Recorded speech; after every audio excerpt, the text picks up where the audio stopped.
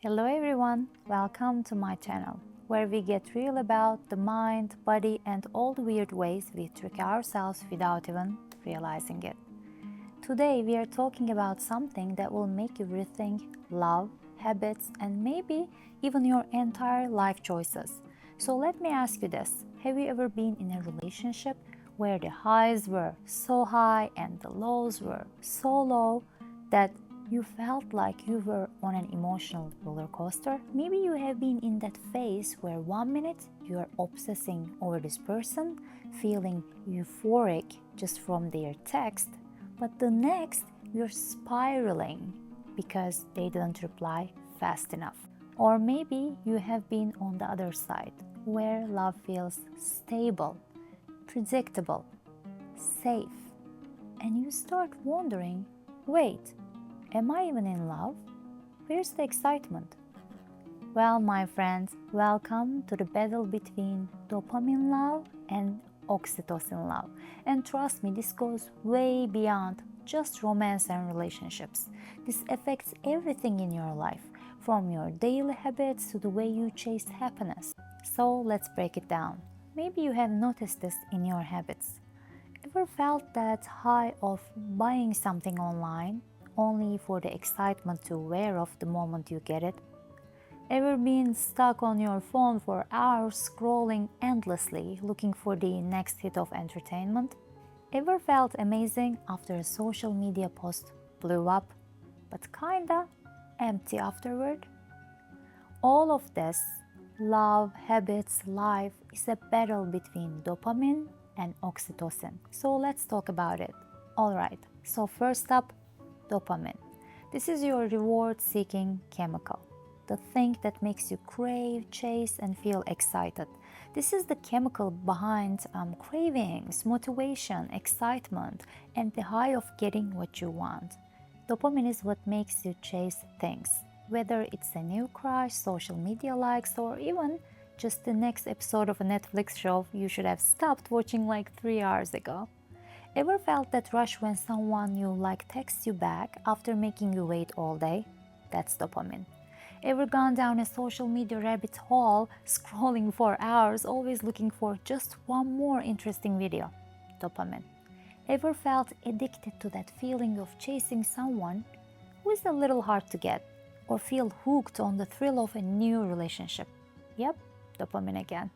Let me remind you again, dopamine is basically a reward system. It doesn't care about long-term happiness. It just wants more and fast. This is why people get addicted to things that give instant pleasure, like junk food, video games, shopping, or even toxic relationships. In love and intimacy, if someone is unpredictable, giving attention one day and pulling away the next, your brain releases even more dopamine because now it has become a challenge and your brain loves a challenge. That's why some relationships feel so intense, experiencing addictive high of unstable love. But here's the problem, dopamine fades. Every high needs a new high. That's why people in dopamine-driven relationships start feeling restless when things become too stable. They crave for unpredictability, even if they say they are looking for something stable. But here's the problem, dopamine fades. Every high needs a new high. That's why people in dopamine-driven relationships start feeling restless when things become too stable. They crave for unpredictability, even if they say they are looking for something stable. Ever heard someone say, I don't know, the spark is gone? That's often just their brain saying, where's my dopamine hit? The more you keep chasing dopamine, the more you will be dependent on it. So people who are so dopamine addicted jump from one relationship to the next, always chasing the honeymoon phase. That said, let me tell you this. Healthy level of dopamine isn't bad. It's actually a necessary part of attraction and motivation. But when it runs the show, when people are addicted to dopamine rush, it can be really destructive. Ever heard someone say, I know they are bad for me, but I just can't quit them? That's not just a feeling, that's actually brain chemistry. Have you ever had a relationship where the person was hot and cold, one day obsessed with you, the next day distant? And instead of walking away, you got more hooked. That's because your brain associates the unpredictability with reward. And the crazy part, when someone treats you consistently, your brain doesn't get that same high. It's like, oh, it's nice, but where's the thrill? Think about a classic on again, off again relationship. You fight, you break up, you feel miserable, but then you get back together and it's euphoric.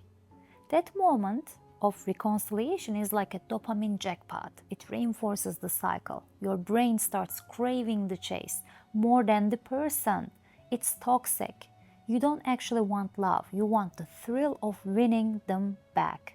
If these are your patterns, you can ruin stable, good relationships. If there is no guessing games and you are sure that your partner is loyal. Now, let's talk about oxytocin, aka the love hormone or bonding hormone. Oxytocin is what makes you feel deep trust, safety, and emotional closeness. It's released when you hug someone for a long time, 20 seconds or more. When you have deep conversations where you feel emotionally seen, when there is physical affection like holding hands or cuddling, when you spend quality time with people who make you feel secure, when you laugh with friends and feel safe. It's the feeling of relaxing around someone instead of feeling like you have to impress them.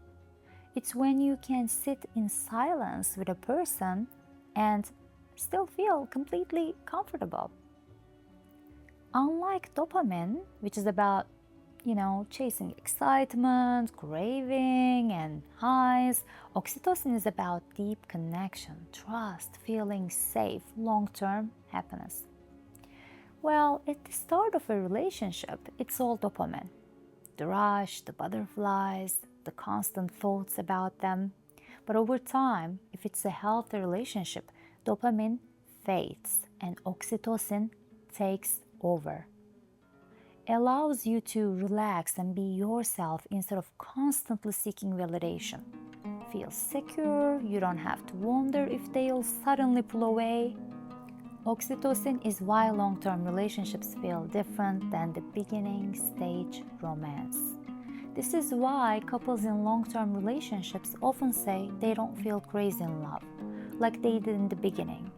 But instead, they feel something deeper, calmer, and more real.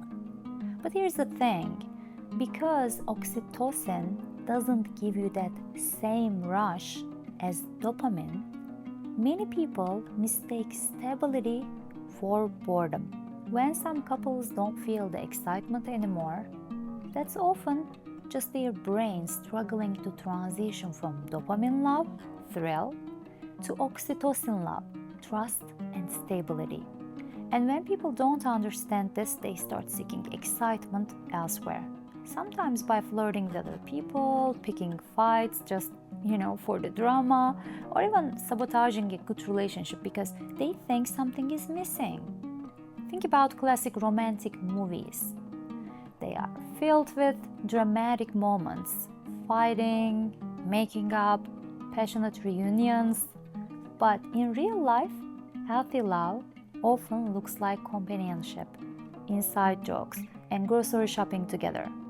Oxytocin love doesn't give you extreme highs and lows. It gives you stability.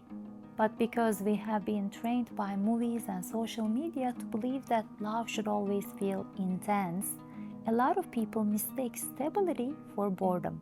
That's why some people leave good, healthy relationships in search of a new thrill, only to find themselves stuck in the same cycle, chasing dopamine again and again.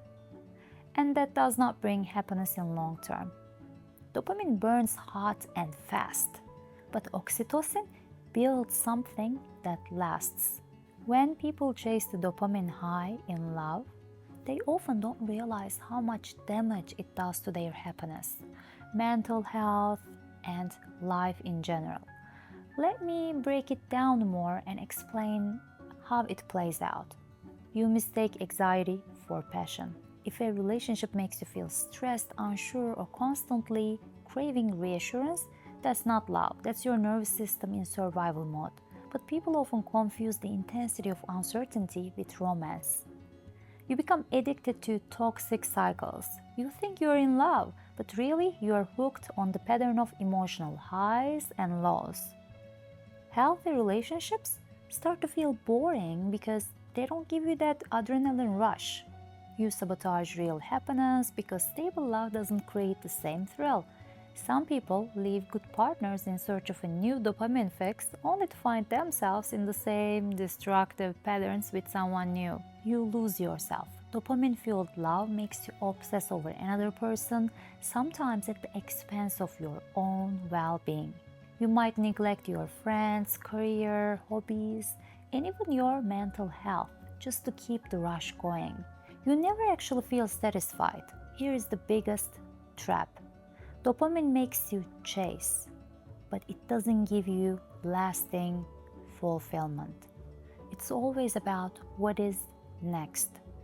The next text, the next date, the next intense moment. This leads to an exhausting cycle of temporary highs and crushing lows. Ever dated someone who gave you just enough attention to keep you obsessed, but never enough to feel secure? Maybe they were hot and cold. One day super affectionate, the next distant. That's dopamine manipulation. Some people, like narcissists and emotionally unavailable partners, actually intentionally play this game.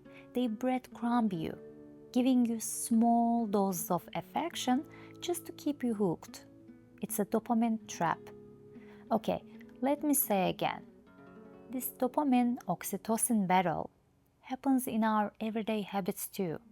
It's not just in romance. It's in everything. Let's think about these examples. Scrolling for hours for the next hit of entertainment. That's dopamine. Having a deep conversation with a friend. That's oxytocin. Doing high-intensity workouts for the thrill. Dopamine. Yoga or a slow walk in nature that makes you feel present and calm. Oxytocin. Binge watching shows for the excitement. Dopamine. Watching a comfort show that makes you feel cozy. Oxytocin. Ordering fast food for that instant satisfaction. Dopamine. Eating a home-cooked meal and truly enjoying it. Oxytocin. Always starting with new hobbies or activities with excitement, but stopping it soon after. Dopamine. Sticking with a hobby even after the newness wears off. Oxytocin. See the pattern? Dopamine is short-term pleasure, oxytocin is long-term fulfillment. If your life feels chaotic, restless, or like you're always craving more, you might be stuck in dopamine overdrive. Okay, so how do you fix this? How do you normalize this shift from dopamine to oxytocin?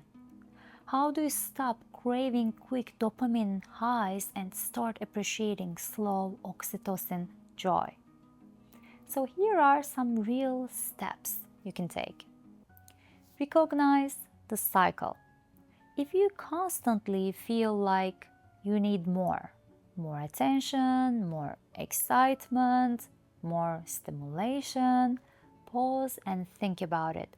Are you chasing dopamine? If you feel restless in a relationship or habit, are you actually unhappy or are you just missing a dopamine hit? When you start a new relationship, are you in love with the person or are you addicted to the chase? Train yourself to appreciate stability. If a stable relationship feels boring, that's a sign your brain is addicted to the thrill of toxic love. Give yourself time to adjust. If you're used to chaotic love, Safe love might feel weird at first. If you're in a committed relationship or marriage, but you start feeling restless, remind yourself stability isn't boring, it's safe. And safety is what allows love to grow deeper. Find balance in your habits. Dopamine isn't bad, you just need balance. For example, enjoy the thrill of a new hobby, but also make time for slow, meaningful activities like journaling, meditation, or deep talks with loved ones.